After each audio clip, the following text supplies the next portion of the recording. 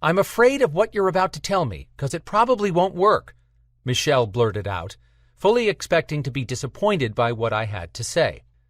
Michelle had just finished telling me about her years of struggle with shyness, and I was taking a deep breath. Michelle struck me as an exceptionally bright and conscientious person.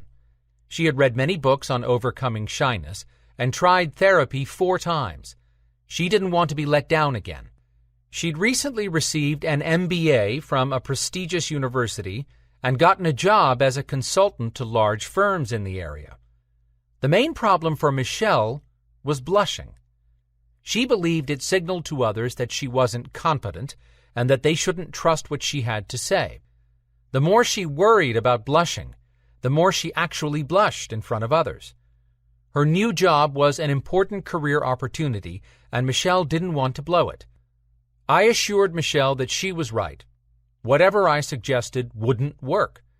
That's not because she was a lost cause, far from it, but rather because all well-intentioned strategies are destined to fail. It's not the fault of the techniques, nor is it the fault of the person who wants to feel better. The problem lies in our motivation and in a misunderstanding of how the mind works.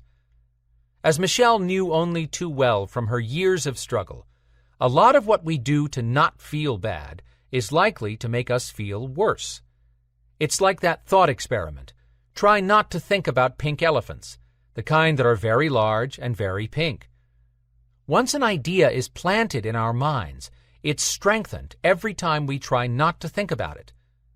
Sigmund Freud summed up the problem by saying there's no negation in the unconscious mind.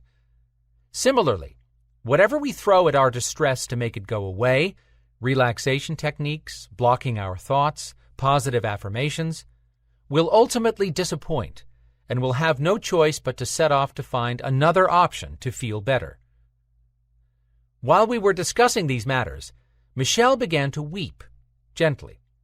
I wasn't sure whether she was feeling more disheartened or in some way the truth of her experience was being articulated. She told me that even her prayers were going unanswered. We talked about 2 types of prayers, the kind where we want God to make bad things go away, and the kind where we surrender, let go, and let God. Michelle said it had never occurred to her to surrender her troubles to God. That wasn't her style.